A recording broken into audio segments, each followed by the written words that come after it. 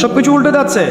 এটা সেই হাদিসের বাস্তবায়ন যেখানে নবী সাল্লাল্লাহু আলাইহি ওয়াসাল্লাম বলেছিলেন যে আখিরুজ জামান কিয়ামতের আলামত দুটো, মেজর দুটোর মধ্যে একটা হচ্ছে আনতারিদাল আমাতু রাব্বাতুহা, দাসী তার মনিবকে জন্ম দিবে। দ্যাট মিনস সমাজের সত্য মিথ্যা, ন্যায় অন্যায়, হক বাতিলের মানদণ্ড উল্টে যাবে। মানুষ সত্যবাদীকে মিথ্যাবাদী বলবে, মিথ্যাবাদীকে সত্যবাদী বলবে, সত্যকে মিথ্যা বলবে, মিথ্যাকে সত্য বলবে। মানুষ ন্যায় অন্যায়ের মানদণ্ড উল্টে দিবে। যেখানে খুশি হওয়ার কথা সেখানে রাগ হচ্ছে, যেখানে রাগ হওয়ার কথা ওটাতে খুশি হচ্ছে। মানদণ্ড উল্টে গেছে আর কি। আমানতদার ব্যক্তিকে বলা হবে খেয়ানতকারী, আর খেয়ানতকার ব্যক্তিকে বলা হবে পরম আমানতদার। মানুষ হারাম খাবে, হারামকে হালাল মনে করবে। হালালের পিছনে পরিশ্রম করাকে মানুষ মনে করবে আমি পিছিয়ে পড়ছি। পৃথিবীর প্যাটার্নটা উল্টে যাবে। এটাই হয়েছে এখনো। মাদকের সয়লাভ আপনি সব জায়গায় দেখবেন। আইয়ামে জাহিলিয়াতেও ছিল। আইয়ামে জাহিলিয়াতে নারীর অবমাননা ছিল। এখনকার বিশ্বের দিকে তাকিয়ে দেখেন, প্রত্যেকটা সেক্টরে আপনি দেখবেন মেয়েদেরকে পণ্যের মতো ব্যবহার করা হচ্ছে। আপনার মনে যদি আল্লাহ ও রাসূলের প্রতি একটু ভালোবাসা থেকে থাকে তবে ভিডিওটি সম্পূর্ণ দেখে সাবস্ক্রাইব, কমেন্ট, লাইক করতে ভুলবেন না। তাদের দেহটাকে পণ্যের মতো ব্যবহার করা হচ্ছে। প্রথমে শুরু হচ্ছে ফ্রি মিক্সিং, নারী পুরুষের একে অপর অবাধ মেলামেশা, মাহরাম দায়ের মাহরামের 5 পয়সা পরোয়া না করা। সূরা নূরের আয়াত, সূরা আহজাবের আয়াত, এগুলোকে জাদু করে রেখে দেওয়া হচ্ছে। এগুলো থেকে ভ্রুক্ষেপ করার সময় নাই মুসলিম নারীদের এখন। সূরা নূরের আয়াতগুলো, সূরা আহজাবের আয়াতগুলো, সূরা তাহরিমের আয়াতগুলো, সূরা নিসার আয়াতগুলো, এগুলোর দিকে ভ্রুক্ষেপ করার সময় নেই। দেখবেন ফ্রি মিক্সিং সব জায়গায় চলছে। এরপরে দেখবেন তাদের পোশাক, তারা ছেলেদের পোশাক পরে ঘুরছে, পোশাক পরেও নগ্ন থাকছে। দেখবেন ফাংশনাল রোল চেঞ্জ হয়ে গেছে, পুরুষদের জায়গায় মেয়েরা, মেয়েদের জায়গায় পুরুষেরা। এর উপরে দেখবেন উপর থেকে পর্নোগ্রাফি প্রত্যেকের ঘরে ঘরে, এবং অশ্লীল সংস্কৃতি যার মধ্য দিয়ে মানুষ ভিতর থেকে পশু হয়ে গেছে। প্রত্যেকটা সেক্টর, স্কুল থেকে শুরু করে কলেজ, ইউনিভার্সিটি, আপনার ব্যবসা প্রতিষ্ঠান, আপনার চাকরি ক্ষেত্র, ইভেন পলিটিক্যাল মিছিল, সবখানে দেখবেন মেয়ে ছেলে ফ্রি মিক্সিং। এর ফলশ্রুতিতে দেখবেন যে হালাল সম্পর্কগুলোর জায়গায় জেনা, ধর্ষণ, ব্যভিচার, পরকীয়া বেড়েছে। সমাজের কাঠামোটা নষ্ট হয়ে গেছে। এটা আইয়ামে জাহিলিয়াতকেও হার মানিয়েছে। এবং আমরা এখনো কন্যা সন্তানকে হয়তো জীবন্ত দাফন করি না, কিন্তু গর্ভে যদি কন্যা সন্তান আসে অ্যাবর্শন করে ফেলতে চাই। এটা কিন্তু আমাদের মধ্যে আছে। আবার অনেক সময় দেখা যায় কন্যা সন্তান হলে মুখটা কালো হয়ে যায়। ফোন করে বলা হয় এবার দুঃসংবাদ, ইনশাল্লাহ পরের বার সুসংবাদ হবে, সবর করো। আইয়ামে জাহিলিয়াতে গোত্রীয় হানাহানি ছিল। এখন আপনি গোত্রীয় হানাহানিটাকে দেখবেন ধর্মীয় হানাহানি। এক দল আরেক দলের বিরুদ্ধে, এক আলেম আরেক আলেমের বিরুদ্ধে, এক বক্তা আরেক বক্তার বিরুদ্ধে, এক সংগঠন আরেক সংগঠনের বিরুদ্ধে। এটা ধর্মীয় হানাহানি। এক তরিকা আরেক তরিকার বিরুদ্ধে। পলিটিক্যালিও দেখবেন আমরা হানাহানিতে আছি। নিজের মায়ের পেটের ভাই দুজন দুটো দল করে হানাহানি, কাটাকাটি, মারামারি, হিংসা, বিদ্বেষ, অথচ নিজের মায়ের পেটের ভাই। জিওপলিটিক্যাল ক্ষেত্রে দেখবেন এক দেশের সাথে আরেক দেশের মারামারি, ইকোনমিক স্যাংশন, সামরিক আগ্রাসন। এখন সামনে হতে পারে নিউক্লিয়ার যুদ্ধ, যেটা দ্বার প্রান্তে এই মানব জাতি দাঁড়িয়ে আছে। আমরা তো অনেক বড় বড় স্বপ্নের কথা বলি, মানব জাতি দাঁড়িয়ে আছে একটা নিউক্লিয়ার যুদ্ধের সামনে। যে কোনো সময় বিশ্বে ম্যাসাকার নিউক্লিয়ার যুদ্ধ হতে পারে, যে কোনো সময়। তার 1914 থেকে চেষ্টা করে আসছে, 1914 থেকে চেষ্টা করছে, 1914, 1947, 1962, তারপর আরব ইসরায়েল যুদ্ধগুলোর সময়। এখন আবার নতুন করে সিরিয়াতে তারা চেষ্টা করেছিল, পারে নাই। এখন আবার নতুন ইস্যু তৈরি করে রাশিয়া ইউক্রেন দিয়ে আবার শুরু করছে। নিউক্লিয়ার যুদ্ধের দিকে মানুষকে নিয়ে যাচ্ছে, উস্কে দিচ্ছে বিশ্বের একটা অংশের মানুষ। তারা চাচ্ছে দে আর লাস্টিং ফরওয়ার্ড, তারা যুদ্ধের জন্য উৎসুক হয়ে আছে। যুদ্ধ বাদলেই নতুন একটা রুলিং স্টেট বিশ্বের বুকে মাথা তুলে দাঁড়াবে। যেমন করে ব্রিটেন চলে গেছে, সেভাবে আস্তে আস্তে ইউএসএও চলে যাবে। নতুন একটা স্টেট বিশ্বের বুকে আসবে যে সারা বিশ্বকে শাসন করবে। এবং সেটা আমাদের মত, আমার মত, সেটা হবে দ্য স্টেট অফ ইসরায়েল। আমার মধ্যে কোনো সন্দেহ নাই। আপনার সন্দেহ থাকলে আপনি অপেক্ষা করতে থাকেন। আমার মধ্যে কোনো সন্দেহ নাই যে সে বিশ্বকে রুল করবে একটা নির্দিষ্ট সময় পর্যন্ত। এরপরে তার পতন হবে, তার আগে নয়। এবং তার পতনটা ঈসা ইবনে মারইয়ামের হাতে। কারণ আমরা তো হালুয়া রুটি আর সেবাই খাবো, আমাদের হাতে ওর পতনের সুযোগই নাই, সম্ভাবনাই নাই। বিগত 70 বছরে ও মুসলিমদের কলেজের উপর বসেই বিশ্বের প্রত্যেকটা বড় বড় সেক্টর নিয়ন্ত্রণ করে ফেলেছে। যখন আমরা আপোষে কাদা ছোড়াছুড়িতে লিপ্ত ছিলাম। দুঃখের কথা হাসি মুখে বলছি। আর চারটা ব্যাটল কিচ্ছু করতে পারেনি মুসলিম ওদেরকে। শেষ জামানায় মাসিহুদ দাজ্জাল সবচেয়ে বড় ফিতনা। মাসিহুদ দাজ্জালের ফিতনা এত বড়, পৃথিবীর সমস্ত ফিতনাগুলোকে এক জায়গায় করলেও দাজ্জালের ফিতনার সমান হবে না। সে জিউসদেরকে নিয়ে, ইহুদিদেরকে নিয়ে এই বিশ্বকে শাসন করবে 40 দিন, যার প্রথম দিনটা হবে 1 বছরের সমান, দ্বিতীয় দিনটা হবে 1 মাসের সমান, তৃতীয় দিনটা হবে 1 সপ্তাহের সমান, বাকি দিনগুলো হবে আমাদের দিনের মতো। এটা আসছে সামনে, কিছুই করতে পারবেন না, এটা হবেই। আর আমরা যেভাবে প্রোটেস্ট্যান্ট মুসলিম হচ্ছে দিন দিন, প্রোটেস্ট্যান্ট মুসলিম অর্থাৎ সুবিধাবাদী মুসলিম আর কি, যতটুকু ভালো লাগে করি, যেগুলো বিপক্ষে যাই করি না, এই টাইপের মুসলিম যখন আমরা হয়েছি, তখন আমাদের দ্বারা ওকে ডিফেন্ড করার প্রশ্নই আসে না। তাকে ডিফেন্ড করবে, তাকে পরাজিত করবে এবং তাকে সরিয়ে দিয়ে ইসলামের পতাকা প্রতিষ্ঠিত করবে এমন কিছু মানুষ, এমন কিছু মুসলিম যারা কখনো সত্যের সাথে মিথ্যাকে মিশ্রণ করে না, যারা কখনো ইসলামের কিছু অংশ মানি কিছু অংশ মানি না, এমন হয় না। যারা ইসলামের টোটালিটি মানবে, ইনশাআল্লাহ আল্লাহ পাক তাদের দ্বারা এই বিজয় হাসিল করাবে। সময় আস্তে আস্তে সেদিকে যাচ্ছে। আইয়ামে জাহিলিয়াতে যতগুলো পাপ ছিল সেগুলো আপনি এখনকার বিশ্বে দেখতে পারবেন এবং আরো বড় পরিসরে দেখতে পারবেন। একজন মুসলিম, একজন মুমিন পরিপূর্ণভাবে ভালো থাকতে পারে না এখন। এই সময়টা রাসূলুল্লাহ সাল্লাল্লাহু আলাইহি ওয়াসাল্লামের স্বর্ণযুগের মতো নয়। আবু বকর সিদ্দিক, ওমর ইবনে খাত্তাব, উসমান বিন আফফান, আলী ইবনে আবি তালেব তাদের খেলাফার মতো স্বর্ণযুগ নয় এখন। বরং এখন আইয়ামে জাহিলিয়াতের মৌলিক পাপগুলো সমাজে বেশি বেশি দেখা যায় এবং যত দিন যাচ্ছে বিশ্ব এগিয়ে যাচ্ছে, তবে আলামতুস সাআর দিকে বিশ্ব এগিয়ে যাচ্ছে, তবে কিয়ামতের দিকে, তার ধ্বংসের দিকে। যত দিন যাচ্ছে জাহেলিয়াত এবং ফিতন এগুলো বাড়ছে। এরকম পরিস্থিতিতে একজন মুসলিম, একজন মুমিন পরিপূর্ণরূপে ভালো থাকতে পারে না আসলে। তারপরে বলতে হয় আলহামদুলিল্লাহ, কারণ আল্লাহ পাক বলেছেন লাইন শাকারতুম লাযীদান্নাকুম, তোমরা যদি আমার কৃতজ্ঞতা প্রকাশ করো, শুকরিয়া আদায় করো, আমি তোমাদের প্রতি আমার নিয়ামতকে বাড়িয়ে দেব। ওয়ালাইন কাফারতুম ইন্না আযাবি লাশাদীদ, যদি তোমরা অকৃতজ্ঞ হও, অস্বীকার করো, তাহলে জেনে রেখো যে আমার আযাব বড়ই কঠিন। নবী করিম সাল্লাল্লাহু আলাইহি ওয়াসাল্লাম যে আইয়ামে জাহিলিয়াতকে মাত্র 23 বছরের ব্যবধানে একটা আলোকিত সমাজে পরিণত করেছিলেন, সে জাহিলি যুগের একটা মৌলিক পাপ ছিল শিরক, আল্লাহ পাকের তাওহীদের সাথে শিরকের সংমিশ্রণ। বর্তমান প্রেক্ষাপটের প্রত্যেকটা সেক্টরের দিকে তাকালে আমরা বুঝতে পারবো প্রতিটা ডিপার্টমেন্টের মধ্যে শিরক আছে। শিরক ইন এডুকেশন, শিরক আছে শিক্ষার মধ্যে, যেখানে আল্লাহ রাব্বুল আলামিনের ওয়াহির জ্ঞানকে চূড়ান্ত সত্য মনে করা হয় না, বরং যুক্তি বিজ্ঞান দর্শনকেই চূড়ান্ত সত্য মনে করা হয়। এটা একটা শিক্ষা দর্শনের মধ্যে শিরক। শিরক আছে ইকোনমিক্সের মধ্যে। আল্লাহ পাকের হালাল অর্থনীতির জায়গায় আমরা সুদভিত্তিক হারাম অর্থনীতিকে জায়েজ করে নিয়েছি এবং দিব্যি অবলীলায় সেগুলো সেবন করছি। নামাজও পড়ছি 5 ওয়াক্ত, কপালে সেজদার দাগও আছে, অর্থনৈতিক জীবনে পাক্কা সুদখোর। এটাও এক প্রকার শিরক। জিওপলিটিক্যাল ক্ষেত্রে আমরা আল্লাহ পাকের হালালগুলোকে হারাম করেছি, আল্লাহ পাকের হারামগুলোকে হালাল করে নিয়েছি। সূরা তাওবার 31 নম্বর আয়াত অনুযায়ী এটাও একটা শিরক। শিরক আছে আমাদের ধর্মের মধ্যেও। মুসলিমরাই এখন কবর পূজা করছি, মাজার পূজা করছি, তাকদীরকে অস্বীকার করছি।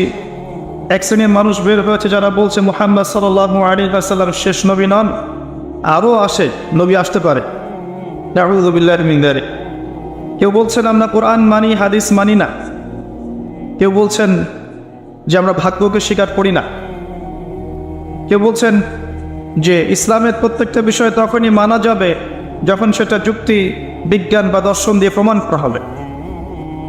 মুসলিমরাই আল্লাহ ছাড়া অন্যের কাছে দোয়া করছে, মুসলিমরা আল্লাহ ছাড়া অন্য কার উদ্দেশ্যে নজর মানত করছে, আল্লাহ ছাড়া অন্য কাউকে সেজদা করছে, আল্লাহ ছাড়া অন্য কারো নামে কসম করছে, পশু কুরবানি করছে। মুসলিমরাই শিরকে লিপ্ত আছে এবং মুসলিমরাই নিজেদের মধ্যে আজ শতদা বিভক্ত দলাবলীর মধ্য দিয়ে। ধর্মতাত্ত্বিক প্রেক্ষাপটে আপনি অনেক সমস্যা দেখতে পারবেন। শিরকের পাশাপাশি আছে বেদায়াতের সমস্যা। নবী সাল্লাল্লাহু আলাইহি ওয়াসাল্লামের সুন্নাহর নাম দিয়ে আমরা এমন অনেক আমল চালু করেছি যেগুলোর আসলে কোনো বেস নাই, কোনো ভিত্তি নাই। নেকির আশায় আমরা এই কাজগুলো করছি যেগুলো নবী সাল্লাল্লাহু আলাইহি ওয়াসাল্লাম করেননি, সাহাবায়ে কেরাম রাদিয়াল্লাহু আনহুম কেউই করেননি।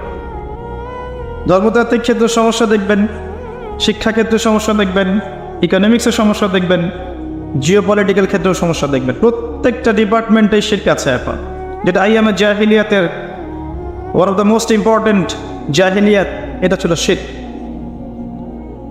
জাহিলি যুগে একটা পাপ ছিল রিবা বা সুদ, যেটা এখন পুরো বিশ্বে একটা সুদ ভিত্তিক অর্থনৈতিক সিস্টেমের মধ্য দিয়ে সবাইকে সুদখোর বানানো হয়েছে। যদিও বা নবী সাল্লাল্লাহু আলাইহি ওয়াসাল্লাম বলেছিলেন যে ব্যক্তি সুদ খায়, যে দেয়, যে লিখে রাখে, যে সাক্ষী থাকে, সবাই সমান অপরাধী, সবাইকে আমি লানত করলাম, অভিশাপ দিলাম।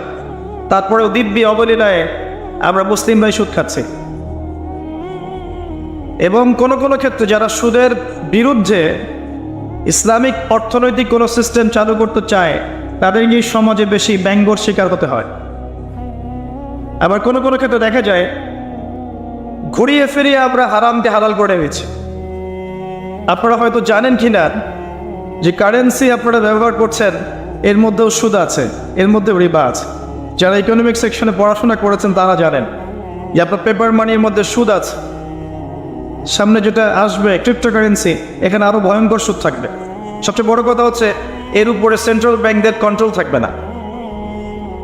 অলরেডি কিছু কান্ট্রির মধ্যে এটা লঞ্চ করা হয়েছে, আলহামদুলিল্লাহ। আমাদের কান্ট্রিতে এটা লঞ্চ করা হয় নাই, শুকরিয়া আমাদের, আলহামদুলিল্লাহ। রিবা প্রত্যেকটা ক্ষেত্রে আছে। আমরা অনেক সময় সমিতির নামে সুদ খাচ্ছি, কোনো কোনো ক্ষেত্রে ব্যাংকিং সিস্টেমের নামে সুদ খাচ্ছি, কখনো কখনো এনজিওর নামে সুদ খাচ্ছি। আমরা সুদ খাচ্ছি সবাই, কিন্তু নবী সাল্লাল্লাহু আলাইহি ওয়াসাল্লাম সতর্ক করেছিলেন যে সুদের পাপের ৭৩টা শাখা আছে, যার সবচেয়ে নিম্ন পাপ হচ্ছে নিজের মায়ের সাথে জেনা করা। এই কথাগুলো আমাদের কলবে এখন আর আঘাত পড়ে না। নবীজি বলেছেন সুদের ৭৩টা শাখা আছে পাপের, যার সবচেয়ে নিম্ন শাখা হচ্ছে নিজের মায়ের সাথে জেনা করা, নাউযুবিল্লাহি মিন যালিক। আর সর্বোচ্চ শাখা হচ্ছে ইয়া আইয়ুহাল্লাযীনা আমানু ইত্তাকুল্লাহ ওয়া যারু মা বাকিয়া মিনার রিবা ইন কুনতুম মুমিনিন। সর্বোচ্চ পাপ হচ্ছে আল্লাহ বলছেন, হে মুমিনগণ তোমরা সুদ ছেড়ে দাও, আল্লাহকে ভয় করো। ওয়া ইন লাম তাফআলু, যদি তোমরা এটা না করো, ফাআযানু বিহারবিন মিনাল্লাহি ওয়া রাসূলিহি, তাহলে আল্লাহ এবং তার রাসূলের সাথে যুদ্ধের ঘোষণা শুনে রাখ। এটা সর্বোচ্চ পাপ। সুদের মধ্য দিয়ে আমরা আল্লাহ এবং তার রাসূলের সাথে যুদ্ধ করছি। একদিকে আল্লাহ এবং তার রাসূল, একদিকে কাফের মুশরিক। আপনি কার পক্ষে যুদ্ধ করবেন বলেন? একদিকে আল্লাহ এবং তার রাসূল, একদিকে কাফের মুশরিক, আপনি কার পক্ষে যুদ্ধ করবেন? কিন্তু রিবার মধ্য দিয়ে আমরা আল্লাহ এবং তার রাসূলের বিরুদ্ধে যুদ্ধ করছি, কাফের মুশরিকদের পক্ষে যুদ্ধ করছি। কে বুঝাবে এই কথাগুলো এখন? যে সুদ প্রত্যেকটা সেক্টরে ছয়লাভ হয়ে গেছে। আল্লাহ পাক আমাদেরকে সুদ থেকে বেরিয়ে আসার তৌফিক দান করুন। দীর্ঘদিন পুরো 1400 বছর পর্যন্ত কোরআন এবং সুন্নাহকে হাতে নিয়েই মুসলিমরা এগিয়ে গেছে। শেষের 100-200 বছর কি এমন হলো যার ফলশ্রুতিতে আমরা আমাদের সেই গৌরবান্বিত সময়গুলো হারিয়ে ফেললাম? আমি কয়েকটা পয়েন্ট আপনাকে মেনশন করছি। আমি প্রথম কারণটা বলবো, 1 নাম্বার অজ্ঞতা। আমরা আগের মতো এডুকেটেড নই। আল্লাহ পাক প্রথম আয়াত নাযিল করেছিলেন ইকরা, পড়ুন। আমরা এখন পড়াশোনা খুব একটা করতে চাই না। বাস্তবতা এমনই, যদি অনেকে অস্বীকার করতে পারে, কিন্তু বাস্তবতা এটাই, কনস্ট্রাকটিভ সিলেবাসে কেউ পড়াশোনা করতে চায় না। আপনি একটা ওয়াজ করেন, দেখেন 2.5 ঘন্টা ওয়াজ করেন, দেখবেন অনেক মানুষ বসে বসে ওয়াজ শুনছে। আপনি এই সারা রাত ওদেরকে একটা বই পড়তে দেন, আর রাহিকুল মাকতুব একটা বই দেন রাসূল সাল্লাল্লাহু আলাইহি ওয়াসাল্লামের জীবনের উপর, দিয়ে বলেন ফজর নামাজের পরে পরীক্ষা নিব, সারা রাত পড়ো, ফজর নামাজের পর পরীক্ষা নিব, দেখি কে কত পায়। দেখবেন আপনার পার্টিসিপেন্টের সঙ্গে 100 জন নাই, পড়তে চায় না।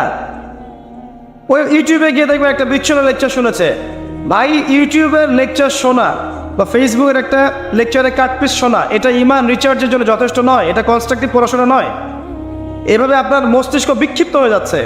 আজকে এই টপিক পড়েন, কালকে ওই টপিক শোনেন, কাল পরশুদিন আরেক টপিক শোনেন, আর ইউটিউবে ঢুকলেই তো দেখবেন এই আলেম কি বললেন ওই আলেমের বিরুদ্ধে, অমুক যা বললেন তার বিরুদ্ধে। এগুলোই যেটা বলছিলাম, এগুলো ইসলাম শেখার মাধ্যম নয় কনস্ট্রাকটিভ। একটা লেকচার শুনলেন, সেই লেকচারটা যদি কনস্ট্রাকটিভ হয়, বিষয়ভিত্তিক হয়, গঠনমূলক হয়, আপনি কিছু শিখতে পারবেন। কিন্তু যদি এলোমেলো লেকচার হয়, আপনি শিখতে পারবেন না। এবং আজকে এই টপিকের একটা লেকচার, কালকে ওই টপিকের একটা, পরশুদিন আরেকটা বই পড়ছেন, তারপরে দিন আরেকটা বই পড়ছেন, আপনার মাথাটা বিক্ষিপ্ত হয়ে যাবে, আপনি পড়াশোনা করতে পারবেন। আমরা যদি এভাবে স্কুল লাইফে পড়াশোনা করতাম, আমরা কি গ্র্যাজুয়েশন করতে পারতাম? একটা সিলেবাস ছিল না, আগে ক খ শিখবে, তারপরে বানান করে পড়া শিখবে, তারপর সেন্টেন্স মেকিং শিখবে, তারপর ট্রান্সলেশন শিখবে, প্যারাগ্রাফ শিখবে, ইত্যাদি ইত্যাদি। এগুলো ছিল না, একটা সিকোয়েন্স ছিল। এই সিকোয়েন্স মেনটেন করে পড়াশোনা করতে হবে। এটা প্রথম কাজ, যেটা থেকে আমরা সরে এসেছি। সিকোয়েন্সগুলো কিভাবে করবেন? মাদ্রাসায় যে ক্লাসিক্যাল বইগুলো আছে পড়তে হবে, তারপরে আপনি কোরআনের সাথে হাদিস, ইসলামের ইতিহাস, রাসূলের জীবনী, তারপরে জিওপলিটিক্স, ইসলামের অর্থনীতি, এক একটা সাবজেক্ট আপনাকে পড়তে হবে।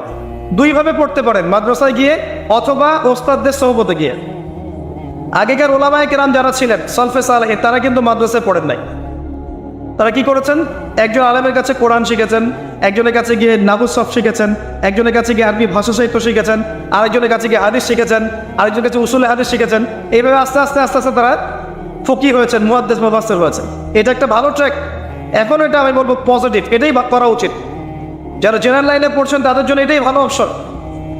আর যারা মাদ্রাসায় পড়ছেন তারা তো সৌভাগ্যবান, আলহামদুলিল্লাহ। কিন্তু মাদ্রাসাতেও কিছু ল্যাকিংস আছে।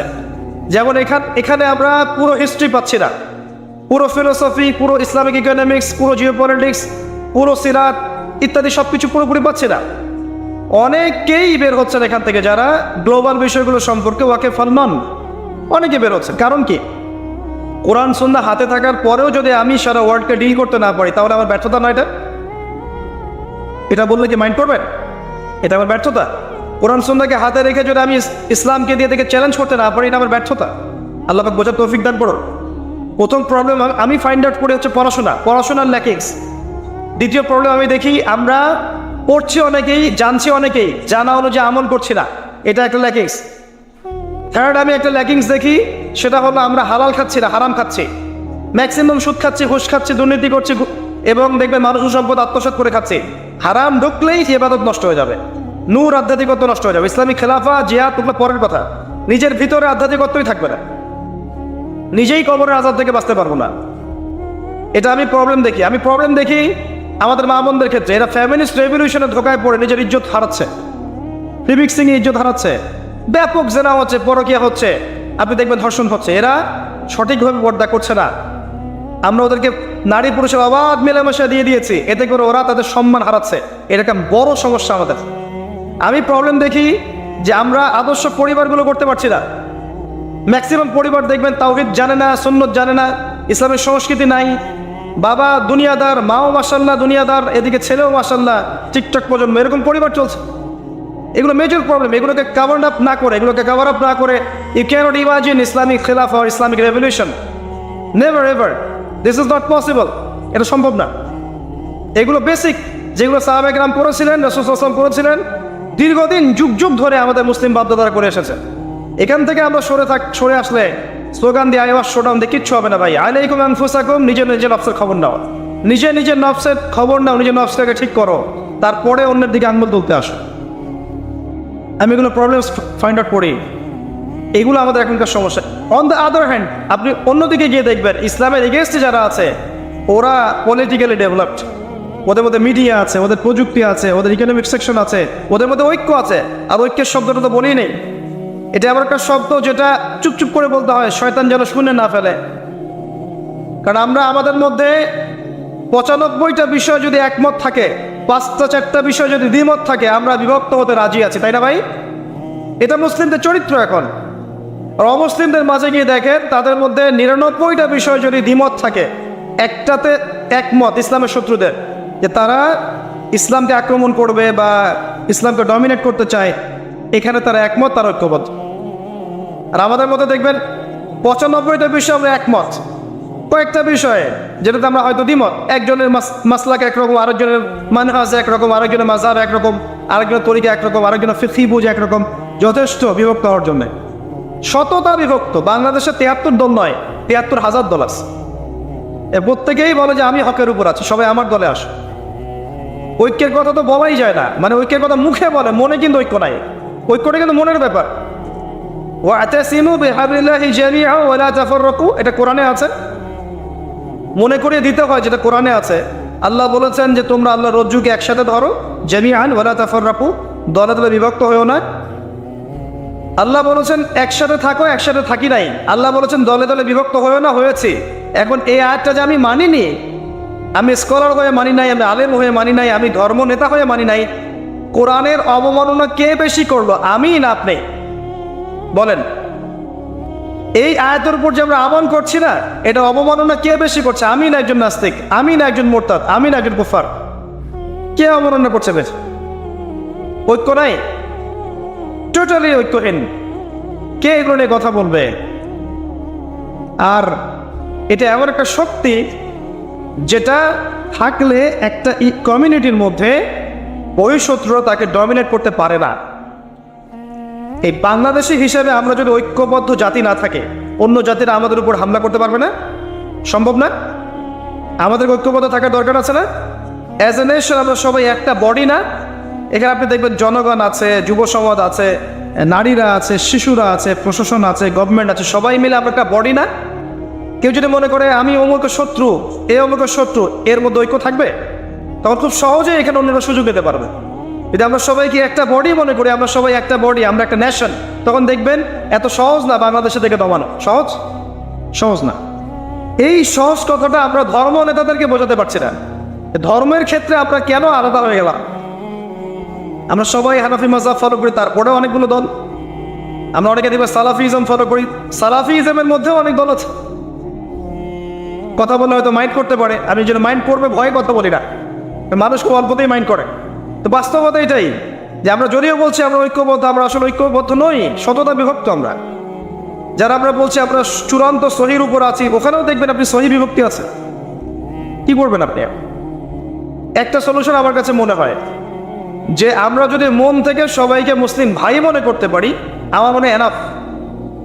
যে হ্যাঁ, উনি একটা মাযহাব ফলো করে, উনি একটা সালাফিজম ফলো করে, উনি একটা তরিকা ফলো করে, কিন্তু সে কোরআন মানে, হাদিস মানে, নবী সুন্নাহ মানে, আল্লাহ রাসূলকে মানে, সে মুসলিম, আমি তাকে মুসলিম মনে করি, সে আমার ভাই। কোনো সমস্যা আছে? তার সাথে আমার সব বিষয়ে একমত না, বা হতেও হবে না। সব বিষয়ে একমত কখনো হতেও হবে না। সিম্পল। আমি ঘড়িটা বাম হাতে পড়েছি, আপনি চাইলে ডান হাতে পড়তে পারেন। সিম্পল। অনেকে বলবে ডান হাতে ঘড়ি পরা বেটার, আমি মনে করছি যে আমার এখানে সুবিধা হচ্ছে। একই কথা, আপনি একটা টুপি ইউজ করছেন, টুপি নিয়েও কামড়াকামড়ি, সুবহানাল্লাহ। কি বাকি রাখলাম আমরা? একজন ছিঁড়ে ফেলছে, আরেকজন পড়ছে, একজন হারিয়ে দিচ্ছে। সুবহানাল্লাহ, কত কাজ আমাদের। যখন আমরা এগুলো করতে থাকি তখন দেখবেন ওরা আরো 10টা মিসাইল বানিয়ে ফেলে, তাক করে রাখিয়ে দেয় মুসলিমদের উপরে। কবে যে বুদ্ধিবৃত্তিকভাবে আমরা উন্নত হবো আল্লাহ ভালো জান। সবে বড় এসেছে, অনলাইনে ঢুকলেই খালি কেঁচা, এটা সাবিত করবে, এটা সাবিত করবে, ওটা সাবিত করবে। সুবহানাল্লাহ। কেউ আবার এগুলোকে নিয়ে ডিবেট কম্পিটিশন করে মানুষকে মজা দিচ্ছে, আসো এখানে ব্যস্ত থাকো। এদিকে দেখবেন ওরা ওদের কাছে এগিয়ে যাচ্ছে। ওই যে মঙ্গলদের সময় যখন আক্রমণ করেছিল তাতাররা বাগদাদে ইসলামী খেলাফতকে আক্রমণ করেছিল, 40 দিনের মধ্যে 10 থেকে 20 লক্ষ মানুষকে হত্যা করেছে। ওই সময় কিছু মানুষ বসে বসে তর্ক করেছিল কাকড়ার গোস্ত খাওয়া হালাল না হারাম। ইতিহাস পড়ে দেখেন, ওই সময় যখন ওরা আক্রমণ করছে তখন মুসলিমদের মধ্যে এক শ্রেণীর মানুষ বসে তর্ক করছে কাকড়া, চিংড়ি এগুলো খাওয়া হালাল না হারাম। এখন আমরা কি করছি এগুলো ছাড়া? এগুলোই সামনে আসবে। এই যে রমাদান, দেখবেন আরেকটা ইস্যু, তারাবির সালাত 8 রাকাত না 20 রাকাত, এটা চলবে রমজান মাসে, এটাই ক্যাচাল ক্যাচাল ক্যাচাল চলবে। আবার একটা আসবে ঈদের দিন, ঈদের তাকবীর 6 না 12 না কি একটা সমস্যা আছে না, 6 তাকবীর না 12 তাকবীর চলবে। এমন করে হাত বাঁধা থেকে এখন পর্যন্ত ডিসাইড করতে পারলাম না হাতটা বাঁধবো কোথায়। 1400 বছরে এখন পর্যন্ত সিদ্ধান্ত নিতে পারলাম না যে হাতটা আসলে বাঁধবো কোথায়। আর কেউ যদি নাভির নিচে বাঁধে, অনেক সময় দেখা যায় ওর সামন দিয়ে মানুষ হেঁটে চলে যাচ্ছে, ওর তো নামাজই হয় না, এরকম ভাব। কি বলবেন? এরকম দৃশ্য আমিও দেখেছি। এক ভাই নামের নিচে হাত বেঁধেছে, আরেক ভাই অন্য পার্টির আর কি, তো সে তার সামন থেকে হেঁটে চলে গেল। নামাজের সামন দিয়ে হেঁটে চলে গেলেন, বলছে তো নামাজই হয় না, তো হাতি বাধা শেখেন, নামাজই হয় না। সুবহানাল্লাহ। আজ পর্যন্ত আমরা ডিসাইড করতে পারলাম না এগুলো। তো এই হচ্ছে অবস্থা ভাই। আমি আপনাকে বাস্তবতা দেখাচ্ছি আর কি। আমি একটু প্র্যাকটিক্যাল মানুষ, বাস্তবতার বিষয়গুলো আমি একটু ফোকাস করার চেষ্টা করি। বাস্তবতা হচ্ছে এই যে আমরা আজকে সততা বিভক্ত, পড়াশোনার খুব একটা কেয়ার করছি না, আমরা ওলামায়ে কেরামকে রেসপেক্ট করছি না খুব একটা, এবং আলেম ওলামাদের ভিতরেও ঐক্যের অভাব আছে, ইসলামিক দলাদলির মধ্যে ঐক্যের অভাব আছে, একই সাথে আমাদের মধ্যে হালাল রিজিকের অভাব আছে, প্লাস কি আত্মশুদ্ধির অভাব আছে, পারিবারিক আদর্শগুলো ঠিক হচ্ছে না, হারাম খাচ্ছি, দুনিয়া পূজা করছি, দিনকে আমি দুনিয়ার উপর অগ্রাধিকার দিচ্ছি। কোনো কোনো ক্ষেত্রে এইসব চেয়ারে বসেও আমরা দিনকে দুনিয়ার বিনিময়ে বিক্রি করছি, আমরা হালালকে হারামের সাথে মিশ্রিত করছি, সত্যকে মিথ্যার সাথে মিশ্রিত করছি, সৎ সাহস নিয়ে সত্য কথা জনগণের সামনে বলতে পারছি না, অনেক সমস্যা। এরপরে দেখবেন সোশ্যালি আমরা ডিভাইডেড, পারিবারিকভাবে সমস্যা, আমাদের বাচ্চা কাচ্চাদেরকে ঠিকমতো মানুষ করতে পারছি না, সঠিক প্যাটার্নে পড়াশোনা করতে পারছি না, আমাদের সাথে আমাদের প্রশাসনের ঊর্ধ্বতন কর্তৃপক্ষের সম্পর্ক ভালো না, অথচ ভালো রাখা উচিত। এই যে কলিউশনগুলো, এগুলোতে হচ্ছে কি ইন্টারনালি আমরা দুর্বল হয়ে পড়ছি। এই জায়গা থেকে উম্মাকে নিয়ে উপরে ওঠা এখন এত ডিফিকাল্ট যে আপনাকে আবার ওই গোড়া থেকে শুরু করতে, যে গোড়া থেকে নবী সাল্লাল্লাহু আলাইহি ওয়াসাল্লাম শুরু করেছে। এমন নয় যে আমাদের কাজ কিছু করা নাই, অনেক কাজই করা আছে। আমাদের মুসলিম জনসংখ্যা আছে, আমাদের মধ্যে ইমানের চেতনা আছে, ইসলাম আছে, আমরা কোরআন মানি, আমরা হাদিস মানি, আমরা আলেম ওলামাদেরকে শ্রদ্ধা করি, অনেক কিছুই করি। আমরা ঘষা মাজা দরকার যে জায়গাগুলোর মধ্যে সমস্যা আছে। আর আমার চেয়ে আপনারা অনেক বেশি বিচক্ষণ, আপনারা জানেন কোন কোন জায়গায় কিভাবে কাজ করলে এই সমস্যাগুলো সলভ করা সম্ভব হবে ইনশাআল্লাহ। যদি আমরা আগামী 20, 30, 40 বছরের মধ্যে আল্লাহ যদি কবুল করেন এই প্রবলেমসগুলোকে সলভ করতে পারি, আপনি দেখবেন পরে একটা প্রজন্ম আসবে ইনশাআল্লাহ, যাদের হাতে আল্লাহ পাক ইসলামের বিজয়ের পতাকা দিবে ইনশাআল্লাহ।